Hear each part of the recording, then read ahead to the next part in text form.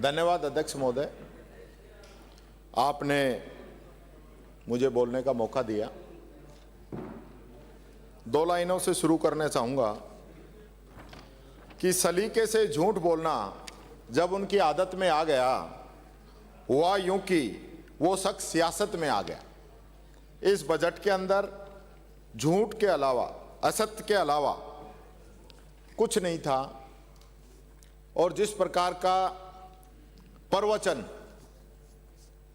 यहाँ पे 3 घंटे, सवा 3 घंटे तक किया गया, वो मुख्यमंत्री जी ने स्पेशल डायरेक्शन दी थी कि इतना पढ़ा जाए कि पूरे प्रदेश को लगे कि भाई पता नहीं कितना बड़ा बजट आ रहा है, पूरे प्रदेश में लगना चाहिए कि बजट आया है। लेकिन हालत ये थी कि 4-5 मंत्री तो उसमें अपनी नींद भी पूरी कर रहे थे। कई अखबारों में, टीवी पे फोटो भी डली है। ऐसा नीरस बजट, क्योंकि जो देश के अंदर पहला बजट 1860 में आया था, तब से लेकर आज तक ऐसा नीरस बजट प्रदेश की जनता ने कभी नहीं देखा। माननीय अध्यक्ष महोदय, संविधान के अनुच्छेद 202 से लेकर 206 तक राज्य के बजट से संबंधित है, और बजट जो शब्द है ये फ्रेंच भाषा के शब्द बूझेट से आया है, जिसका मतलब होता है चमड़े का थैला। अब की बार तो वो थैला भी भगवा कर दिया। नहीं, कोई प्रॉब्लम नहीं है, आप देखते जाइए। आप कभी ऐसा समय आएगा, इस दिखावे के चक्कर में जो है ना, आप इस देश की रीति रिवाज, परंपराएं चेंज कर देंगे। ये बात कहना चाहूंगा। प्राचीन भारत में चाणक्य के अर्थशास्त्र से राज्य की आय, करों के माध्यम से खर्च, खजाना, लेखा जोखा, इन सब का विस्तृत जो है विवरण वहां से मिलना है। और मैं ये भी कहना चाहूँगा, आधुनिक समय की हम बात करें तो 1215 में ब्रिटेन के राजा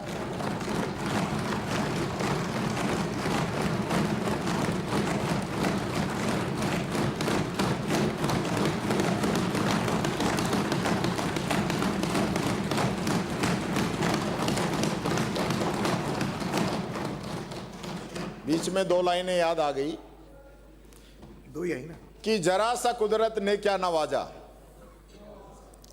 कि आ बैठे हो पहली सफ में, कि जरा सा कुदरत ने क्या नवाजा, कि आ बैठे हो पहली सफ में, अभी से उड़ने लगे हवा में, अभी तो सूरत नई नई है, तुम्हारा लहजा बता रहा है, तुम्हारा लहजा बता रहा है, तुम्हारी ये दौलत नई नई है। और मेरे लिए जो बात कर रहे हो ना, उस पे भी हाथ के हाथ ही दे देता हूं आपको, कि कितने सांचों में ढल के आए हैं, कि कितने सांचों में ढल के आए हैं, ख्वाब की तरह पल के आए हैं, तुम सिफारिश से जहां पहुंचे हो वहां हम चल के आए हैं। ये बताना चाहूंगा आपको, इसलिए मेरे को छेड़ो मत, नुकसान ही रहेगा। मैं आपसे बात कर रहा था कि आधुनिक समय में अगर बजट की बात करें तो 1215 में जब ब्रिटेन के राजा किंग जॉन ने मैग्ना कार्टा लागू किया, जिसमें सभी जर्नल बातों के नियम बने, उसमें राज्य का आर्थिक लेखा जोखा भी शामिल था, और उसे बजट की आधुनिक अवधारणा माना गया। मैं पूरी जिम्मेदारी से कहना चाहूँगा कि 1215 में मैग्ना कार्टा से लगा लें पूरे दुनिया के अंदर, और चाहे 2026 की हम बात करें, ऐसा नीरस बजट आज तक इतिहास में नहीं आया। और यहाँ तक की भी बात है कि मुख्यमंत्री जी ने सुबह 9:30 बजे ही बजट का जो है थैला वित्त मंत्री जी को दिया, ताकि वो पूरा उसका अध्ययन भी नहीं कर पाए। ये बात मैं आपसे कहना चाहूँगा। अब क्यों हंस रहे हो? अब तो समझ गए ना, सही कह रहा हूँ। माननीय, यहां महिला शक्ति की बहुत बड़ी बड़ी बातें की जाती हैं, लेकिन महिला शक्ति के प्रति जो सरकार की मंशा है, महिला शक्ति ने बजट पढ़ा, वित्त मंत्री हमारी महिलाएं, और यहां बजट के बारे में क्या तुलना की गई। एक बीजेपी के माननीय सदस्य के द्वारा जिस प्रकार की बातें कही गई, मैं कहना चाहूंगा आप सब भी उसके भागी हैं कि समर शेष है नहीं पाप का, भागी केवल व्याध, जो तटस्थ हैं समय लिखेगा उनके भी अपराध। वो माननीय सदस्य बोलते रहे बजट के बारे में, इसकी तुलना बेटा और बेटी से करते रहे। क्या यही महिला सम्मान की आप बात करते हैं? यानी इसको भी, और मैं देख रहा था आप सब लोग बैठे बैठे हंस रहे थे इस बात पे। यह आप लोगों की सोच है महिलाओं के प्रति?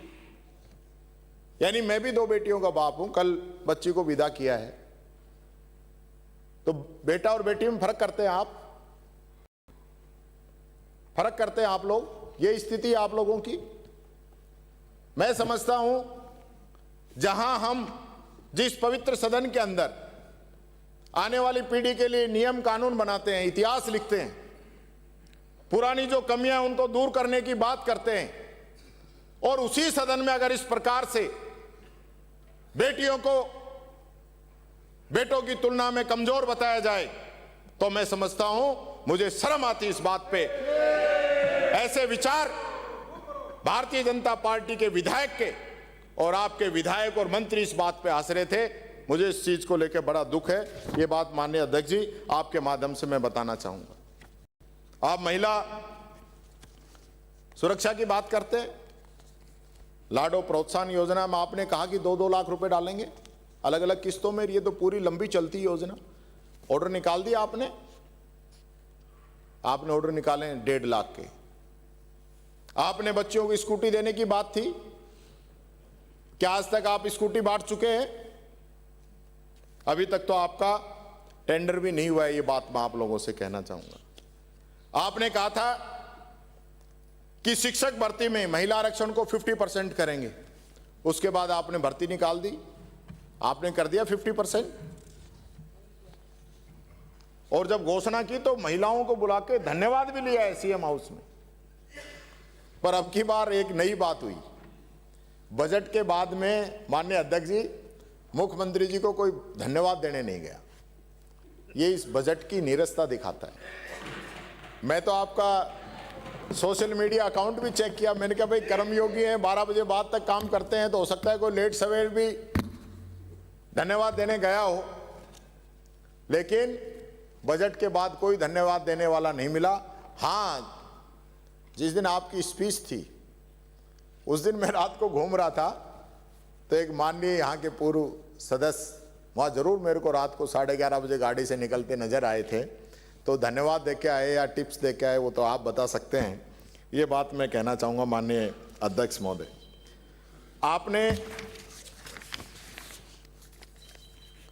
आपकी पार्टी जो है बिहार महाराष्ट्र में, अभी आसाम में भी घोषणा की है, कहीं 10,000 कहीं 20,000 महिलाओं के खाते में डाल रहे हो, तो अपने यहाँ क्या दिक्कत है? यहाँ भी तो डबल इंजन की सरकार है, हमारी भी तो माताएं बहनें हैं। तो क्या ये चुनाव से 3 महीने पहले 4 महीने पहले डालेंगे या अभी डालेंगे? ये तो आप डाल रहे हो, ये आप डाल रहे हो, तो ये डालने दीजिए, आप शुरुआत करिए। यहां भी बीजेपी की सरकार में यहाँ की मंतर नहीं होना चाहिए, ये मैं निवेदन करता हूं। और अगर आप चुनाव से 3 महीने पहले ये पैसे डालने का काम करेंगे तो याद रखना उस दिन हम फिर आपसे पूछेंगे कि ये पैसे आप सिर्फ वोट लेने के लिए डाल रहे हैं इनके खाते में, आपको महिलाओं के सम्मान से कोई मतलब नहीं। और बिना पैसे के लखपति बनाने का खेल तो आपके यहीं से हमने देखा है। ऐसे तो मेरे को लगता नहीं कोई बचेगा। यानी बिना लाख रुपए दिए आप लखपति कैसे कर दोगे? किसी को लाख रुपए उधार दो या उसके खाते में डालो तभी तो लखपति होगा। आप सीधा ही लखपति, बहुत बढ़िया। ऐसे तो ये पूरे देश के जो है ना गरीबी खत्म हो जाएगी, एक ऑर्डर निकाल दो सबको। कमाल है, कमाल है। बच्चियों की आपने उड़ान योजना तक भी आपने बंद कर दी, ये बात कहना चाहूंगा। मैंने एक कविता बनाई है, पिछली बार भी मैंने बनाई थी, फिर आपने उसका जवाब भी दिया था। अब की बार कुछ बनाइए, देखो आप लोगों की समझ में आए तो, जो राजस्थान के हालात हैं उसको देखते हुए, कि आओ जनता तुम्हें दिखाएं बदहाली राजस्थान की। इस बजट ने कमर तोड़ दी हर एक आम इंसान की। ये देखो ये बजट है जिसको इन्होंने खोला है, राहत के नाम पर केवल वादों का डिब्बा बोला है। ना पेट्रोल सस्ता हुआ न डीजल के दाम घटे, महंगाई के चक्रव्यूह में आम आदमी फंस के लुटे। डबल इंजन की सरकार है बस नाम और गुमान की। आओ जनता तुम्हें दिखाएं बदहाली राजस्थान की। ये देखो ये सरकार है, 2 साल का जश्न मनाती है, पर इनसे पूछो क्या काम किया तो चुप्पी ही रह जाती है। संकल्प पत्र के पन्नों में सपनों का अंबार था, हर घर खुशहाली होगी ऐसा प्रचार था। खुल गई पोल दावों की, हर झूठे ऐलान की। आओ जनता तुम्हें दिखाएं बदहाली राजस्थान की। कहां गई वो लाखों नौकरियां, इस पूरे बजट में एक नौकरी का जिक्र नहीं है। कहां गई, कहां है? आपने कहां पढ़ लिया, बता दो कौन से पन्ने पे ना, आप बताओ ना, बता दो मैं तो बैठ जाता हूं। कहां गई वो लाखों नौकरियां, कहां गया रोजगार? भर्ती कैलेंडर में उलझाए हर एक नौजवान बेकार। OMR घोटाले की बात अभी तक हवा में उड़ती जाती है। सच की हर एक कॉपी जैसे आग में झोंकी जाती है। पेपर लीक की गलियों में फिर फुसफुसाहट होती है। जांच के नाम पे खाना पूर्ति फिर फाइलें ही होती हैं। कौन सुने अब पीड़ा यहां हर बेरोजगार जवान की। आओ जनता तुम्हें दिखाएं बदहाली राजस्थान की। ये देखो अखबार सवेरे चीख चीख कर रोते हैं, बेटियां सुरक्षित नहीं यहां, हाकिम कैसे सोते हैं। हर दिन एक नई खबर दिल को दहला जाती है।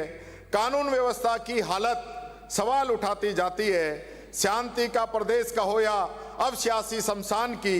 आओ जनता तुम्हें दिखाएं बदहाली राजस्थान की। CM डिप्टी CM की खींचतान में कुर्सी ही भगवान बनी। जनता रोती रह गई, सत्ता की पहचान बनी। अंदर तलवारें खिंची हुई, बाहर प्रेम दिखाया जाता है। राज चलाना भूल गए, बस कुर्सी को बचाया जाता है। ये शासन नहीं तमाशा है सत्ता के व्यापार की। राज धर्म सब भूल गए, बातें बस कुर्सी के प्यार की। आओ जनता तुम्हें दिखाएं बदहाली राजस्थान की। ये आप ही चला रहे हो क्या, तो बता बता के? CM साहब सक्षम है, इसमें पर्ची की जरूरत नहीं है। अन्नपूर्णा की थाली छीनी, रसोई का चूल्हा ठंडा है। पशु बीमा की ढाल हटाई, किसान अब अभागा है। चिरंजीवी का नाम बदला पर राहत आदि रह गई। नाम बदलकर क्या होगा जब दवा ही कम पड़ गई। योजनाएं तो जीवन थी, उनको भी विराम दिया। पुरानी तस्वीरें फाड़ी पर नया कुछ ना काम किया। आंकड़ों की बाजीगरी है, सच्चाई परेशान सी। आओ जनता तुम्हें दिखाएं बदहाली राजस्थान की। कर्ज बढ़ा पहाड़ से ऊंचा, ब्याज ही सब खा जाता है। राजस्थान का भविष्य जैसे गिरवी रखा जाता है। राइजिंग के नारे गूंजे पर ग्राफ नीचे जाता है। सच की धूप में जुमला कागज सा जल जाता है। किस किस से किया MOU, किस किस से किया MOU, ये कोई नहीं बता पाता है। पता नहीं 35 लाख करोड़ का निवेश कहां कहां जाता है। फ्लॉप शो आयोजित कर कम की शान राजस्थान की। आओ जनता तुम्हें दिखाएं बदहाली राजस्थान की। अब एक पुरानी यादें और कर देता हूं, बुरा मत मानना मुख्यमंत्री जी। कहते हैं 2 साल हमारे 5 साल पे भारी हैं। अंता की हार बता रही है, ये बातें बस सरकारी है कीचड़ में पत्थर कहना था, पत्थर में कीचड़ बोल गए। दशहरे पर बुराई हरनी थी, बुराई का साथी तोल गए। सत सत अकाल कहकर भावों का मान बिगाड़ गए। किसे देनी थी श्रद्धांजलि वो भी मंच पे भूल गए। शब्दों में ऐसे उलझे नेता कैसे दे पहचान जी। नेतृत्व जो मजाक बने समझो हालत जहान की। आओ जनता तुम्हें दिखाएं झांकी हिंदुस्तान की, झांकी राजस्थान की, झांकी राजस्थान की। ये बात कहना चाहूँ। ये कब से लिखना शुरू किया है?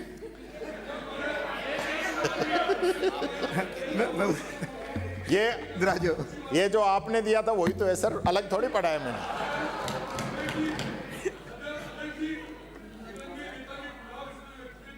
अध्यक्ष महोदय, मैं प्रस्ताव करता हूं सदन का समय आज की कार्यवाही, आज की कार्यसूची समाप्त होने तक के लिए बढ़ाया जाए। सदन की कार्रवाई पूरी होने तक समय बढ़ाया जाता है। माननीय अध्यक्ष महोदय, कुछ भी असंसदीय होगा तो उसे निकाल दिया जाएगा। निकाल देंगे। कुछ भी माननीय सदस्य, कुछ भी असंसदीय होगा, मर्यादाहीन होगा, निकाल दूंगा। यही तो बोला है, विधानसभा में ही तो बोला है, मैंने कोई अलग से थोड़ी कहा है। चलिए, इनको मंत्री का दर्जा दे दो साहब, मंत्री का दर्जा दे दो, हम तो साथ हैं।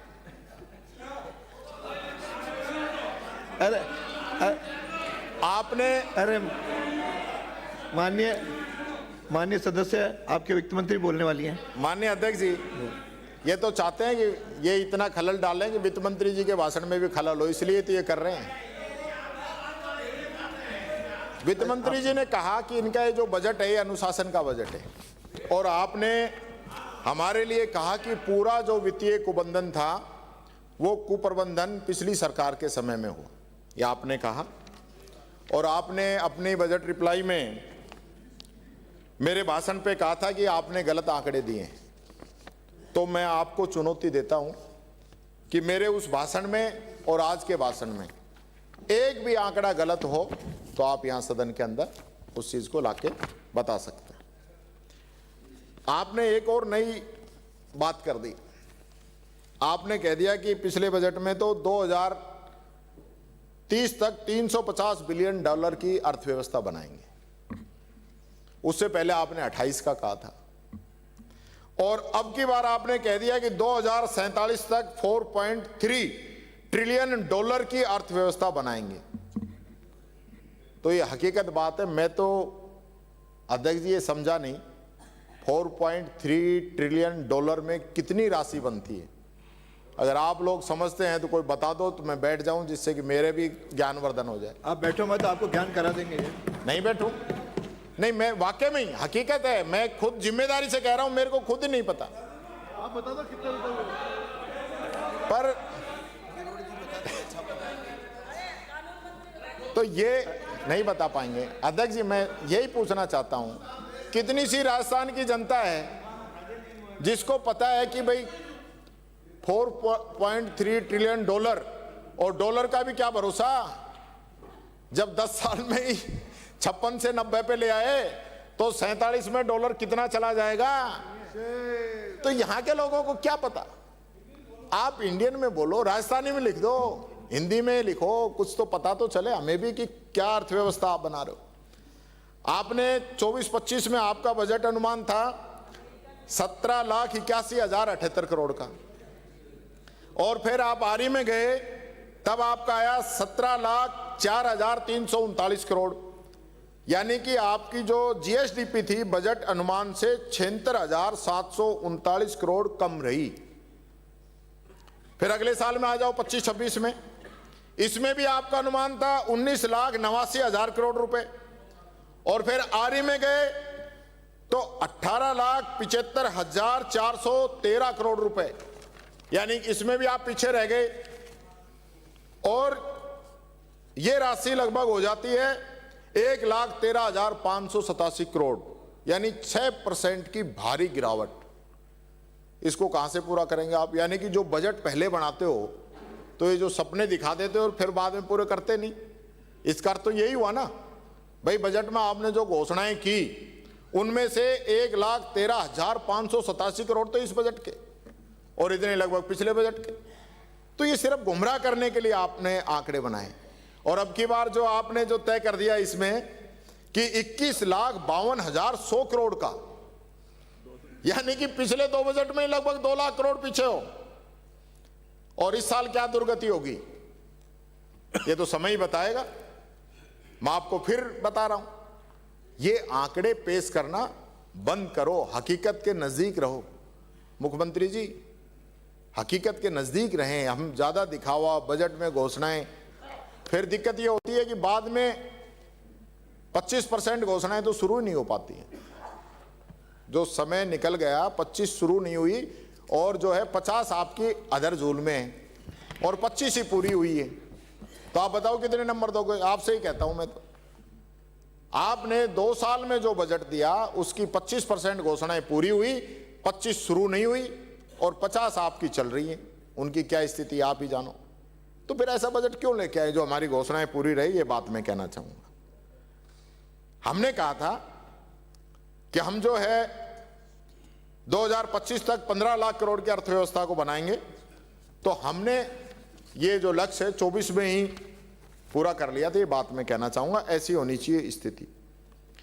इसी प्रकार से जो राजकोषीय घाटा है 24-25 में 3.9% था, लेकिन पहुंच गया 4.1%। फिर आपने कहा भाई इसको डाटा मैनेज करें, यही काम किया है। लेकिन आरई में जब 25-26 का बजट पेश हुआ तो फिर बढ़ के 4.1% हो गया। और इस प्रकार पहले ही बजट में आप 0.2% से चूक गए।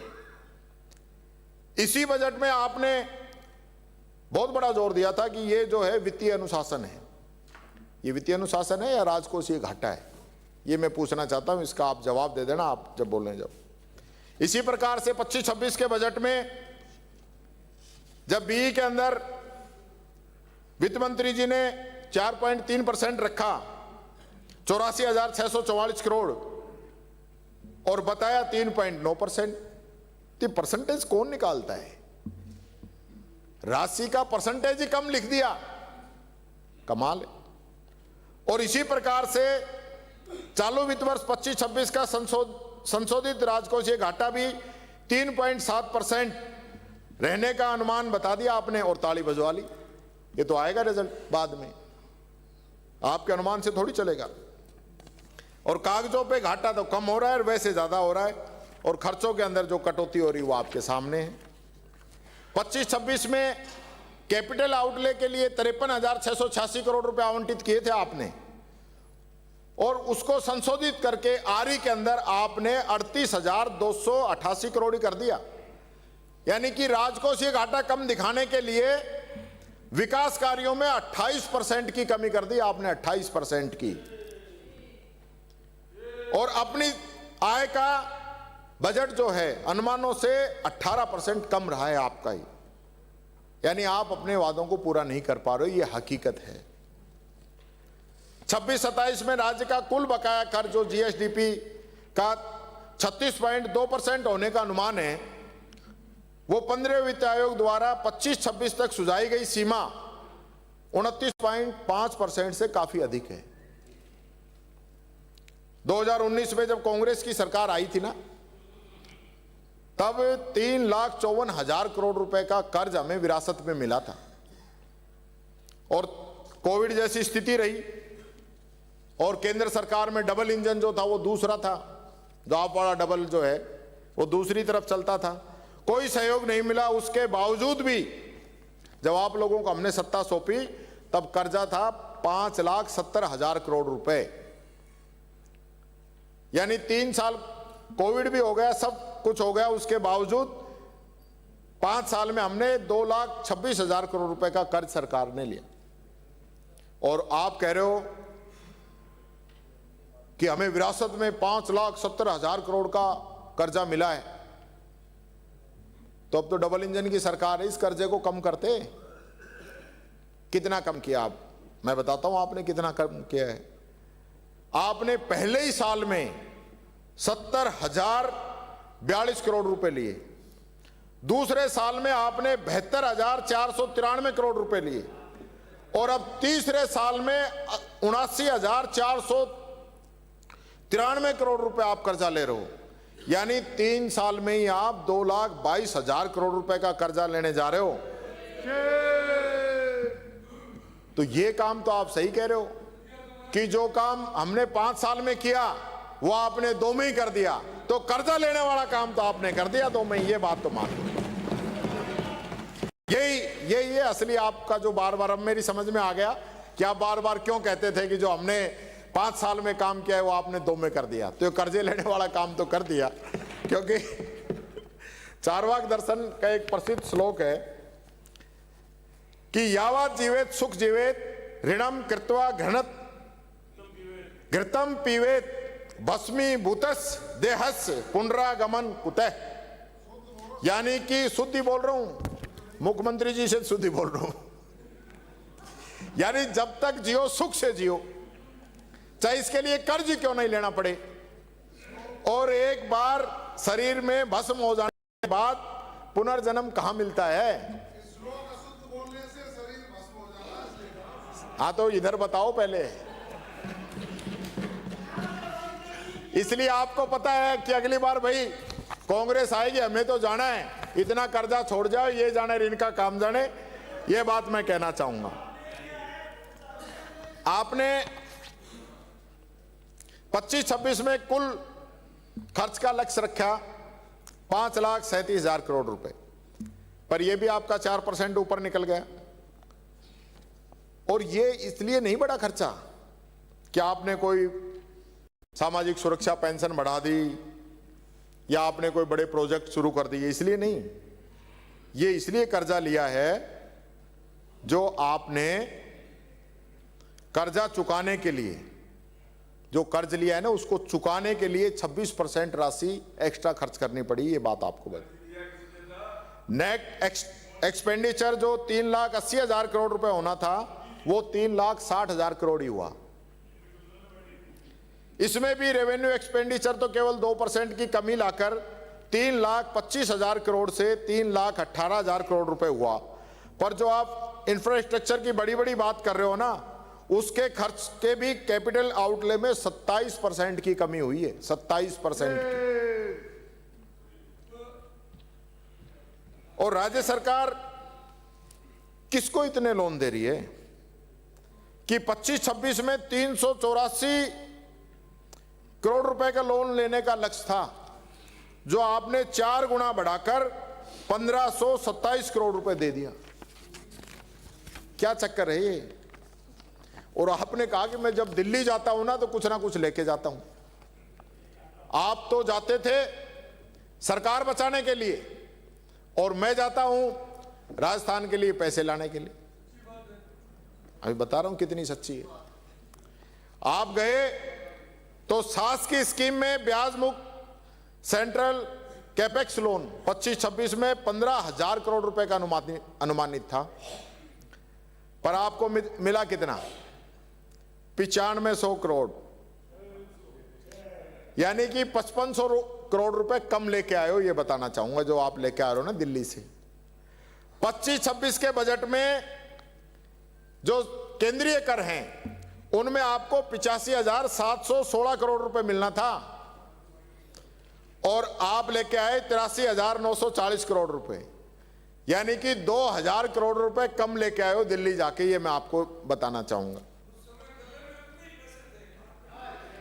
गले में कम थे तो फिर तीसरी बार फिर गए आप, और जो ग्रांट और एड भारत सरकार से आपको मिलनी थी 39,193 करोड़ रुपए, वो आप लेके आए 37,910 करोड़ रुपए। ये भी जो है आप कम लेके आए। इसी प्रकार से खुद के टैक्स जो आपको खुद ही वसूलने थे, उसमें भी स्टेट जीएसटी में 3%, वैट में 9%, एक्साइज में 4%, व्हीकल टैक्स में 3%, बिजली के टैक्स में 2%। यानी आप स्टेट में ही पूरा कर नहीं ले पा रहे तो दिल्ली वाले क्यों देंगे आपको? यानी घर में तो आदमी मजबूत हो जब तो उनसे लड़ें, पर ये डबल इंजन बस कहने को यही बात कहना चाहूंगा। यानी आमदनी 98, खर्चा रुपया, वाह भाई वाह। जो नेट रिसीव आपको होनी थी 2,95,000 करोड़ की, वह हुई 2,87,000 करोड़ रुपए की। और आप कह रहे हो बार बार कि इतनी सरकारी नौकरी दे दी, इतनी सरकारी नौकरी दे दी। सच्चाई यह है कि सैलरी देने के लिए आपने 25-26 के बजट में 83,775 करोड़ रुपए का प्रावधान किया, और सैलरी दी कितनी? 79,689 करोड़ रुपए। यानी सैलरी भी पूरी नहीं दे पाए। ये हालत आपकी है तो आपके आंकड़े खुद ही बता रहे हैं। और आपने जो कर्ज लिया है उसके ब्याज में आपने 42,961 करोड़ रुपए खर्च कर दिए। तो ये बजट तो ऐसा रहे कि इधर से कर्ज ले और उसका ब्याज दे और इसी में काम कर दो। 2 लाइनें कहना चाहूंगा कि उड़ान वालों, उड़ान में दम रखो अपना, जो पर उधार के हैं वो कभी भी गिर सकते हैं। सलीका जिनको है हवाओं से तैरने का, उन्हें क्या डर है, हवा के रुख कभी भी बदल सकते हैं। इसलिए आप डरो मत मुख्यमंत्री जी, जम के काम करो, बार बार दिल्ली जाना बंद करो, क्योंकि दे भी नहीं रहे कुछ। आपने कह दिया कि मैं बहुत कुछ लेके आ रहा हूं, फिर भी नहीं दे रहे। सबसे बड़ी बात, हाई कोर्ट से फटकार लगी। माननीय मंत्री जी, हाई कोर्ट ने फटकार लगाई आप लोगों को कि जो बजट एजुकेशन के लिए 20,000 करोड़ होना चाहिए था, आपने 2,000 करोड़ रुपए दिया है। इससे गंभीर बात क्या हो सकती है? क्या स्थिति है प्रदेश के स्कूलों की? ऊंट के मुंह में जीरे वाला काम आप कर रहे हो और बातें करो तो बड़ी बड़ी। यानी कि आपके लिए बच्चों की एजुकेशन कोई प्रायोरिटी नहीं है। बच्चे वहां दब के मर गए थे, आप गए भी नहीं उस जगह। ये बहुत गंभीर बात है। मैं ये कहना चाहूंगा कि आपने पिछले वित्त वर्ष में बजट का 18.2% आपने एजुकेशन पे खर्च किया, और इस बार यानी एजुकेशन का बजट कम कर दिया। अध्यक्ष जी, एजुकेशन का बजट कम कर दिया, जिसके लिए बजट की जरूरत थी नहीं बना पाए। और आपने 18.2 से कम करके इसको 17.1% कर दिया। ये हालात आपकी सच्चाई है कि आपकी एजुकेशन के प्रति क्या सोची, ये बात मैं बताना चाहूंगा। मंत्री इसी को रखना पड़े।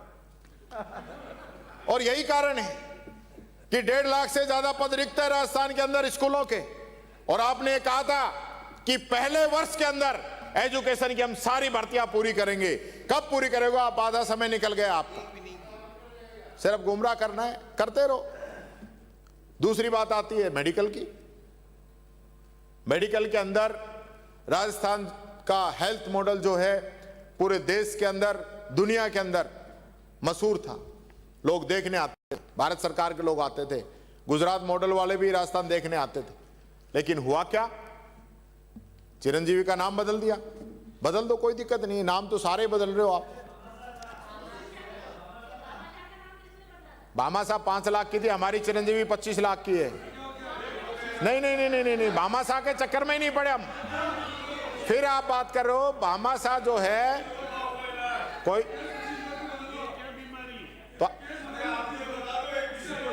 आप लोग भी तो बोल रहे हो, दोनों पक्ष चुप हो जाओ तो करें। उधर भी देखो, अब सब बोल रहे हैं, और रोहित भी बोल रहा है, आप भी बोल रहे हो, तो मुझे आप भी चुप रहो तो मैं इनको भी चुप, आप भी चुप। नहीं नहीं, कोई दिक्कत नहीं है साहब। एजुकेशन मंत्री तो जो है राम कथाओं में इनमें लगे हुए हैं, तो उनने तो ध्यान दिया, नहीं तो कम हो गया। पर मैं स्वास्थ्य मंत्री जी से कहना चाहूंगा कि वो आप इस बजट का जरूर ध्यान रखें। आपका बजट जो है 8.4% था, उसको घटा के 8.1% कर दिया है। और यही कारण है कि आरजीएचएस का भुगतान नहीं हो रहा। लोगों ने दवाई देनी बंद कर दी। पेंशनर्स को, गरीबों को, बुजुर्ग लोगों को विटामिन की, सप्लीमेंट्स की जरूरत पड़ती थी, वो आपने बंद कर दी। कमाल ही कर दिया। यानी कि क्यों अपनी स्कीमों को हम कमजोर करना चाहते हैं? हेल्थ और एजुकेशन, इनका बजट तो बढ़ना चाहिए। और तीसरा जो नंबर आता है वो हमारे एग्रीकल्चर का आता है। आपके घोषणा पत्र का पहला पन्ना था, तो आपने तो तय कर रखा था और मेरे को तो ऐसा लगता है कि आपको एग्रीकल्चर का बजट कम करना था तो बैलेंस करने के लिए शिक्षा और चिकित्सा भी साथ जोड़ दिया। यानी कि ऐसी सरकार मैंने नहीं देखी अध्यक्ष महोदय कि पेंशन समय पे नहीं दे माने नहीं, यूरिया डीएपी समय पे नहीं मिले माने नहीं। क्या स्थिति रही है पूरे साल? 12,000 किसान सम्मान निधि का वादा किया, नहीं दिया। 2700 रुपए गेहूं खरीद का वादा किया, नहीं दिया। और 150 रुपए बोनस की बात कर रहे थे, कितने किसानों को दिया है बता देना जरा, पता चल जाएगा जनता को भी। 1.5 लाख किसानों को 150 रुपए दे दिए और उसका बखान कर रहे हैं कि हम तो 150 रुपए बोनस दे रहे, सिर्फ दिखावे के लिए। आपने एग्रीकल्चर का जो बजट है वो भी पिछली बार 4.6% था माननीय मंत्री जी, अब की बार 4.5% कर दिया है। ये भी आपके डिपार्टमेंट का बजट कम कर दिया है। यानी आप एजुकेशन, हेल्थ और किसान ये आपकी प्रायोरिटी नहीं है, और एक भी भर्ती की घोषणा नहीं है, तो युवा भी आपकी प्रायोरिटी नहीं है, और SC ST इनकी भी कोई प्रायोरिटी नहीं है, OBC की भी प्रायोरिटी नहीं है, कहीं भी कोई नाम नहीं है, दिव्यांगजनों का कहीं कोई नाम नहीं है। स्कूटी मिलती थी, पिछली बार मैंने निवेदन किया तो आपने बाद में दी पर थोड़ी कम दी। कम से कम जितनी स्कूटी हम बांटते थे इतनी तो आप दे दो। अब तो डबल इंजन है दिव्यांगजनों के लिए, आपने बता दिया। अच्छा किया आप मुख्यमंत्री जी को बताना जिससे कि ये बता पाए। इसी प्रकार से जो सबसे गंभीर विषय है वो मैं बात करना चाहूंगा 16वें वित्त आयोग की तरफ। वहां की जो सिफारिशें हुई वहां राजस्थान के साथ घोर अन्याय हुआ है जी। डबल इंजन का ढोल पीट रहे हो ना, उसने राजस्थान के आर्थिक रफ्तार को पीछे धकेल दिया है। हमारे समय हम तो विपक्ष में थे, उसके बावजूद भी राजस्थान को जो हिस्सा मिलता था वो कम नहीं होने दिया, कुछ ना कुछ बढ़ा के आया था। और आपके होने के बाद में पहले जो 5.5% था उसको हमारे समय में 6.03% किया। और मुझे बड़े दुख के साथ कहना पड़ रहा है, आप लोगों की कमजोर पैरवी की वजह से 16वें वित्त आयोग ने इसको घटाकर 5.93% कर दिया। यही है डबल इंजन, यही दिल्ली जा रहे हो आप, इसलिए दिल्ली जा रहे हो, बजट लेके आ रहे हो। आगे 1700 करोड़ का कम पड़ेगा, 1700 करोड़ रुपए कम मिलेंगे राजस्थान को, राशि बता दी है, और कुछ पूछ लो। और इसी प्रकार से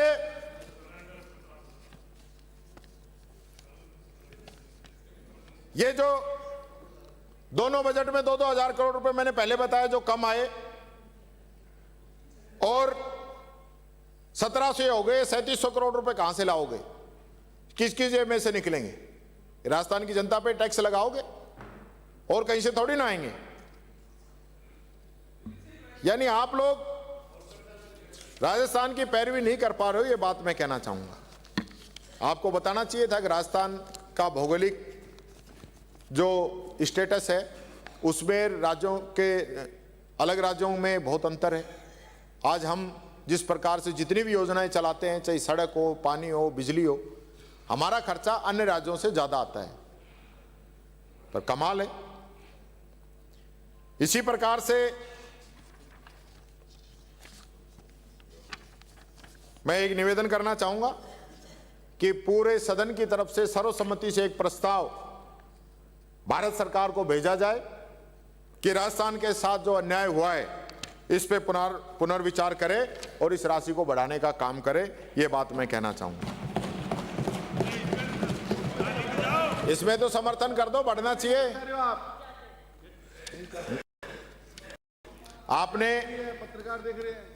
आपने वादा किया कि IIT की तर्ज पर राजस्थान इंस्टीट्यूट ऑफ टेक्नोलॉजी स्थापित करेंगे, कर दिया आपने। यानी पहले एक जो इंजीनियरिंग कॉलेज चल रहा था उसका नाम बदलकर RIT कर दिया।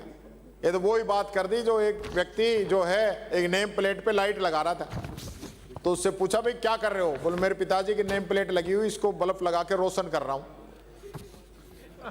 तो वो नाम रोशन करना ऐसे नहीं होता। जैसे आप नाम रोशन कर रहे हो ऐसे नहीं होगा, ये बात मैं कहना चाहूंगा। इसी प्रकार से आपने वादा किया बच्चों से 1200 रुपए देने का, तो 1200 की जगह आपने 600 ही दिए, और 600 भी SC ST और BPL को, यानी कि OBC और जनरल कास्ट आपने दोनों को ही छोड़ दिया, और 1200 की जगह आपने 600 ही दिया। और इस बजट में आपने कहा है कि 250 करोड़ रुपए में 40 लाख बच्चों को ड्रेस दोगे, यानी कि 625 रुपए में एक ड्रेस आएगी, 2 ड्रेस आएंगी 625 रुपए में। मैं देता हूं 625 रुपए, आप सिलवा के दिखा दो मंत्री जी, शिक्षा मंत्री जी से पूछता हूं, आप सिलवा दो 625 रुपए में 2 ड्रेस, कपड़े सहित सब कुछ आ गया।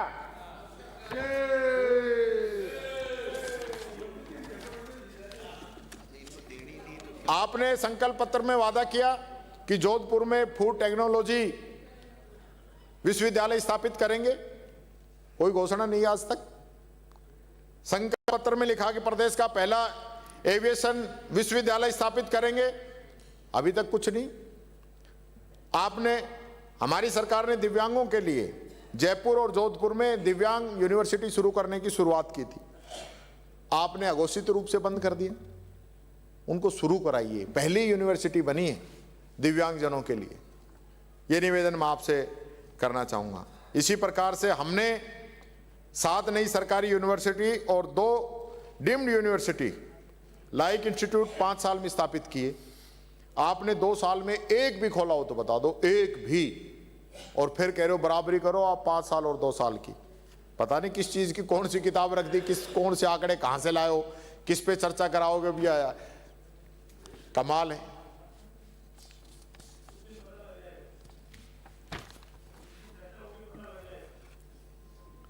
मैं ये कहना चाहूंगा, ये जनता है, ये जनता है, जिन हाथों ने शक्ति भरी है ना, जिन हाथों ने शक्ति भरी है राज तिलक देने की, उन हाथों में ताकत भी है तख्ता पलट देने की। इसलिए ज्यादा बहम में मत रहो, ज्यादा बहम में मत रहो, तख्ता कभी भी पलट सकता है। अरे उधर ही बात करो ना, उधर बोलते हो तो चुप रहते हो, आपने बोलता है तो एकदम से बोल पड़ते हो, ये दोनों पक्ष चुप रहो। आपने,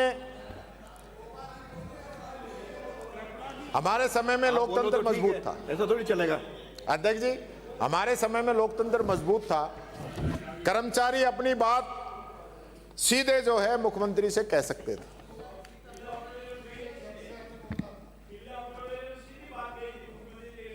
कोई बात नहीं, लेकिन आपकी सरकार में कर्मचारी बड़े दुखी हैं। बजट में देख रहे थे कि हमें क्या मिला है, 8, 16, 24, 32 के प्रमोशन की बात करते थे, पर अब जिक्र ही नहीं है। OPS पे कोई जिक्र ही नहीं है। संविदा कर्मियों के लिए हमारी सरकार ने कॉन्ट्रेक्चुअल हायरिंग रूल्स बनाए थे, आप उनको लागू क्यों नहीं कर रहे? आप उनको लागू क्यों नहीं कर रहे? इस बात का जवाब जरूर देना। क्या उनका शोषण ऐसे ही होता रहे? और इसी प्रकार से ठेका कर्मियों के भी। दूसरा एक बात मैं कहना चाहूंगा, इसी पूरे सदन ने, आपने सफाई कर्मचारियों की भर्ती की बात की, इसी पूरे सदन ने, पक्ष विपक्ष सब लोगों ने ये कहा कि इसके अंदर प्रायोरिटी वाल्मीकि समाज को देनी चाहिए, सबने कहा। फिर आप क्यों नहीं दे रहे हो? पहले ही साल की घोषणा है आपकी, तो आप क्यों बार बार उसको आगे सरकाते जा रहे हैं? आप पूछते हो बार बार, नए नए नियम बना रहे हो, आप उनको कीजिए ना भर्ती। ये बात मैं कहना चाहूंगा। डूंगरी बांध का जो मामला है, कितना बड़ा मामला चल रहा है, क्षेत्र गांवों का विस्थापन होना है आपके इस पूरे बजट में। इसके लिए आपने कोई भी बात रखी क्या? रखा बजट में? कुछ नहीं रखा। आपने 4 लाख भर्तियों का वादा किया, इस बजट के अंदर एक भी नहीं की। तो या तो आपने रख ली अपने कि एप्रोप्रिएशन बिल जिस दिन आएगा उस दिन मैं ही घोषणा करूंगा, वित्त मंत्री क्यों करे। यानी कि इस लड़ाई में भी इस बजट की जो है ना, मैं समझता हूं बहुत फजीयत हो रही है। यानी आधी घोषणाएं, मेन घोषणाएं आपने रखी हुई है, ऐसा मेरे को जानकारी मिली है। पूरा इतिहास याद है। ये आपके पास दो चीजें हैं, एक हमारे इतिहास की और दूसरी मैं कह दूंगा बस, तीसरी बात भी कभी करना, फिर अपन बात करेंगे। वो सब समझ रहे हो। मैंने पूछा था उस दिन भी पूछा था, मैंने उस दिन भी पूछा था, आज भी मेरे को बता दो कि आपकी सरकार आने के बाद में कितनी भर्तियों के विज्ञापन आपने जारी किए, उनके पेपर कराए, उनके इंटरव्यू कराए और उनकी ज्वाइनिंग कराई। ये जवाब तो दे दो। या जो पुरानी हमारे समय की चल रही है उनको नियुक्ति पत्र पकड़ाते रहोगे? कुछ खुद की भी तो बताओ। पाइपलाइन में बताते हैं। पाइपलाइन कौन सी पाइपलाइन है? ये पाइपलाइन ही नहीं आ रही। और वो भी मैंने बताई आपको। मैं कोई मना नहीं कर रहा, जो उस दिन आपने बताई थी ना वो भी हमारे टाइम की थी। अब आज वाली कौन सी है ये भी मैं तो कह रहा हूं, आप स्थिति स्पष्ट कर दो कि इन भर्तियों की शुरुआत हमने की है। आपने जिनका एडवर्टाइजिंग आपने जारी की है वहां से बता दो, मैं मान जाऊंगा। आपने वादा किया था कि नेशनल टेस्टिंग एजेंसी की तर्ज पर एनटीए की घोषणा आपने की। बताओ आप क्या किया आपने? और नीट की जो परीक्षा हुई उसमें जो गड़बड़ी हुई उसकी स्टडी कराई आपने? आपने आरपीएससी के अंदर 10 सदस्य बनाने की बात कही, आपने भर दिए क्या? आपके नेता तो आरपीएससी को भंग करने की बात करते थे, कर दी क्या आपने? नए स्ट्रक्चर लागू कर दिया क्या? यानी कि हकीकत यह है कि अब भी जो भर्तियां भी मान लो हो रही है ना, तो उस विभाग की पूरी नहीं हो रही है, उसमें कुछ पद खाली छोड़ के आप भर्तियां कर रहे हो। कंप्लीट ही करो ना सारी, टोटल उस डिपार्टमेंट एक तो कंप्लीट हो। इसी प्रकार से आपने जल जीवन मिशन का आपने वादा किया कि हम जो है 25 लाख घरों में 24-25 के अंदर नल लगाएंगे और 25-26 में 20 लाख घरों में आपने पानी उपलब्ध कराने की बात कही। लेकिन 2024 में 9,44,000 वो भी हमारे समय के चल रहे थे और 25-26 में केवल 2,25,000 ही आप कनेक्शन दे पाए हो। ये हकीकत है आपकी। और ये और बता देना, अभी जो आपने 14 लाख की घोषणा की बजट के अंदर, तो जिस दिन आप यहां बजट की घोषणा कर रहे थे ना 14 लाख की, उसी दिन जेजेएम का पोर्टल आपके कनेक्शन दिखा रहा था 13,49,000। यानी ऑनलाइन जो आंकड़े दिखा रहे हो उन्हीं में ही पूरा ही, यानी कि 1,000-2,000 ऊपर नीचे होते तो हम समझ जाते, यानी 13,51,000 होते जब भी हम मान लेते, पर ये तो 49 हैं, नीचे वाले में गिने जाएंगे सीधा ही। यानी ऐसी सफेद जो है यहां चल रही है। और एक चीज और पूछना चाहता हूं, आप कह रहे हो जेजेएम की समय सीमा 28 तक बढ़ा दी है, तो इस साल कितना पैसा मिला है आप लोगों को? इस साल जेजेएम में कितना पैसा मिला है राजस्थान को भारत सरकार से? कोई बता सकता है? कुछ वो तो पानी वाले मंत्री नहीं है, बताए कौन? यानी कि ऐसी हालत आप लोगों ने करा दी, जेजेएम घोटाला सारो सब कुछ कर लिया, लेकिन जनता को क्या मिला? 2.25 साल तो जांच में निकाल दी, फिर ये कनेक्शन कब कराओगे? जो बजट घोषणा है वो आपकी पूरी नहीं हो रही, ये बात कहना चाहूंगा। आपने रिफाइनरी की यहां घोषणा की, आपने घोषणा की थी यहां से कि हम जो है अगस्त में इसका उद्घाटन करेंगे। तो अब कौन से अगस्त अगली की बोली थी, या तो आपने एक साल आगे की बोल दी होगी? मोदी जी टाइम नहीं दे रहे हैं। मोदी जी तो आ रहे हैं ना अध्यक्ष जी के यहाँ, अजमेर में आ रहे हैं, तो ऐसी घोषणा क्यों करो? आपने ईआरसीपी की, यहां मंत्री ने जवाब भी दे दिया ईआरसीपी पे। ईआरसीपी कौन सी योजना है? ईआरसीपी कौन सी योजना है? ईआरसीपी को पीकेसी, फिर अब रामजल सेतु, ये नाम इतने भी मत बदलो कि आपके मंत्रियों को याद नहीं रहे कि हमारी योजना का नाम क्या है। और बजट में क्या दिया ये भी बता देना ईआरसीपी को।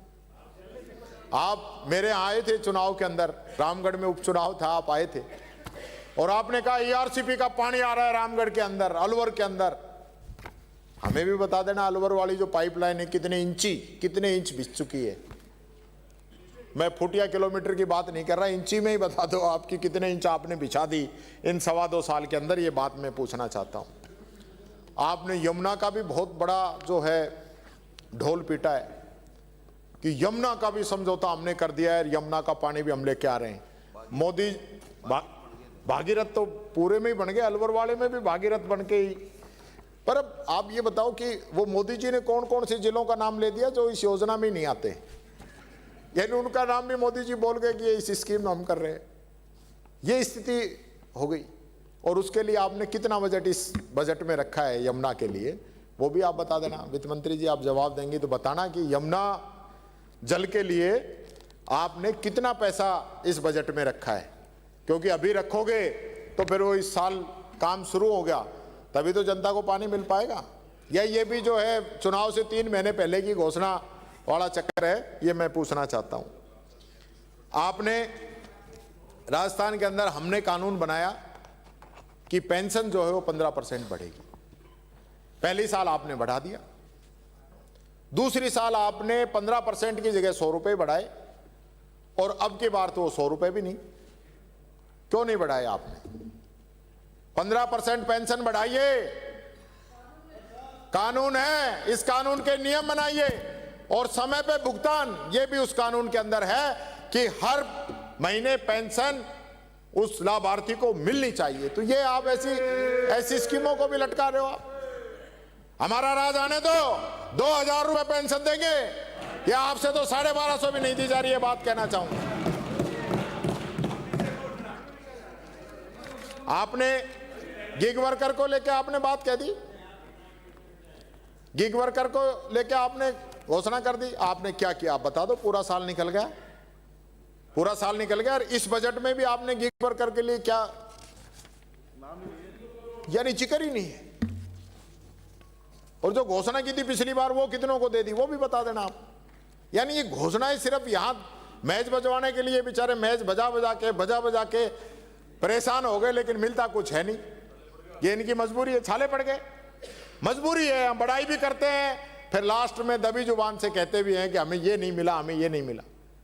अब यहां नहीं बोले तो वहां जनता पूछे कि वहां हमारी आवाज क्यों नहीं उठा रहे। यहां पूछते हैं तो मेरे को पता चला है आप बुला के भी पूछते हो कि तुम तो यार सरकार के खिलाफ बोल रहे हो, और एक आध हमारे वाले को बुला लेते हो कि भाई ज्यादा सरकार के खिलाफ मत बोलो, ऐसे चलेगा नहीं, ऐसा मत करो मुख्यमंत्री जी, हमको तो अपनी आवाज उठाने दो।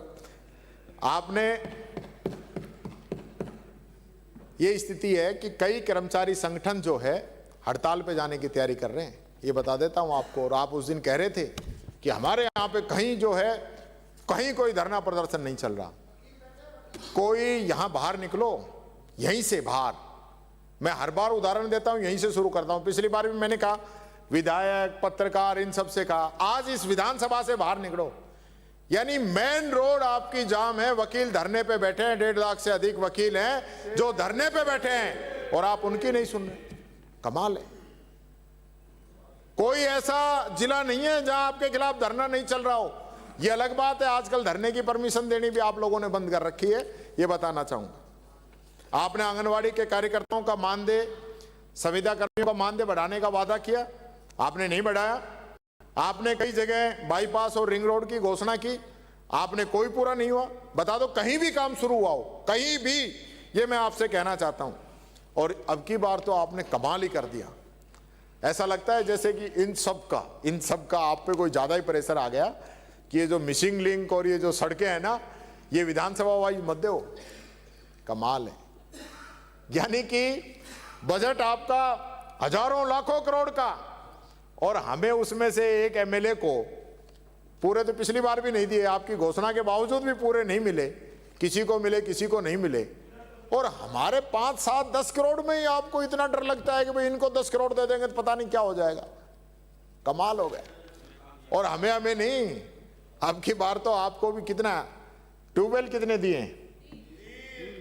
3। पिछले साल के 5 बाकी हैं। यानी तीन, इतना तो करो कि ये एमएलए के कपड़े फटने से बच जाएं। तीन कहां लगाएंगे ये? यानी तीन बोरिंग, 6 हैंडपंप, कमाल ही कर दिए। यही तो डबल इंजन का कमाल है, यही। और भाई हद होगी, चापलूसी की भी हद ही है। यानी कि नमो नर्सरी, नमो वन, स्मृति वन, अरे भाई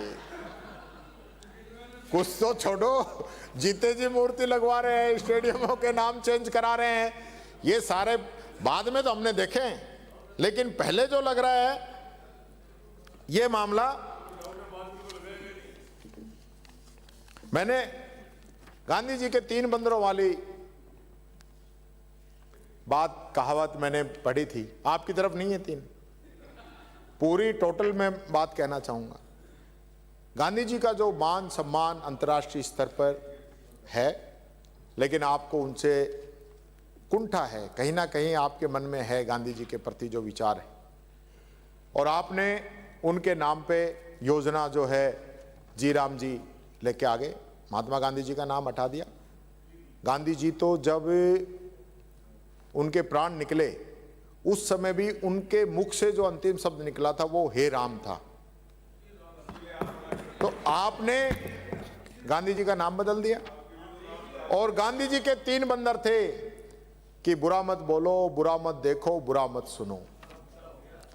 अब वो 3 बंदरों का काम कौन कर रहा है वो मैं बताना चाहूंगा कि जो आंख बंद कर लिए आपकी सरकार में, वो कानून बन गया, उसको सच्चाई नहीं दिखती। कभी अरावली के अस्तित्व को मिटाने के फैसले लिए जाते हैं, तो कभी किसान विरोधी कानून लेके आए जाते हैं। ये बात कहना चाहूंगा, जो कान बंद करके बैठा है वो सरकार बन गए, जनता की तकलीफ उनको सुनाई नहीं देती, और जिन्होंने मुंह बंद करके रखा था वो स्थिति आपने संवैधानिक संस्थाओं की कर दी कि वो सिर्फ सरकार के पक्ष में ही बोलें। ये बात मैं आप लोगों से निवेदन करना चाहूंगा। आपने जुलाई 24 में जब संशोधित बजट पेश किया तो आपने नए जिलों के बुनियादी ढांचे के लिए 1000 करोड़ की घोषणा की। फिर 12 मार्च 2025 को बजट चर्चा के दौरान पुनः फिर ऐसी आपने घोषणा की, मुख्यमंत्री जी ने। अब पुनः फिर 3000 करोड़ रुपए की फिर जो है आपने घोषणा कर दी है। अब नए जिलों में मिनी सचिवालय के लिए घोषित कर दिया आपने 3000 करोड़ रुपए। तो 2 साल में कितने मिनी सचिवालय बने ये भी जरा बता दो, एक आध बताएंगे जरूर, बहुत बढ़िया। आपने जो ये बजट घोषणा के बाद क्या बताना, जो हम बना रहे थे वो मत गिनाना। हाँ, तो आप ये बता दो जो 1000 इलेक्ट्रिक बसों की घोषणा की थी वो कहां कहां चल रही है, कौन से रूट पे, वो इनसे पूछो। आप बहुत जोर के वो कह रहे वो इनसे पूछो। यानी कि सिर्फ घोषणा करनी है, टेबलें बजवानी है, यही काम रह गया। और औरों की तो बात छोड़िए, भरतपुर के जो हालात हैं, वो सिटी बस सेवा भरतपुर में आपने कहा शुरू नहीं हुई। वो गृह राज्य मंत्री जी चले गए, वो भी भरतपुर से आते, हाँ गए। ऐसे समय में साथ छोड़ देते हैं जब कठिन समय होता है। आपने भरतपुर शहरी पेयजल योजना की घोषणा की, आपकी शुरू नहीं हो पाई। आपने रूपवास और वेर में नए औद्योगिक क्षेत्रों की घोषणा की, कोई निर्माण नहीं हुआ। आपने भरतपुर संभाग में प्रस्तावित पैरा स्पोर्ट्स स्पेशल कॉम्प्लेक्स की घोषणा की, काम शुरू नहीं हुआ। आपने जयपुर आगरा नेशनल हाईवे पर 0 एक्सीडेंट जोन और ब्लैक स्पॉट्स का सुधार कार्य की बात करी, नहीं हुआ।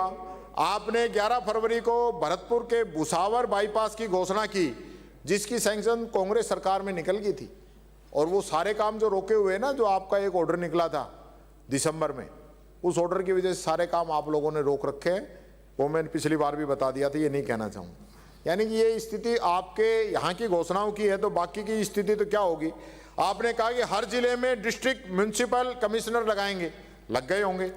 बांसवाड़ा डूंगरपुर तलवाड़ा हवाई पट्टी के विकास की पुरानी घोषणा पूरी नहीं हुई और अब की बार आपने फ्लाइंग जो है स्कूल की घोषणा कर दी। बेनेश्वर संगम आबूदरा घाटों के निर्माण की घोषणाएं पुरानी थी, अभी आपकी अधूरी है। बांसवाड़ा सलम्बुर रोड सड़क के चौड़ाईकरण के लिए 744 करोड़ रुपए की घोषणा आपने की, लेकिन धरातल पर अभी डीपीआर का काम भी पूरा नहीं हुआ है।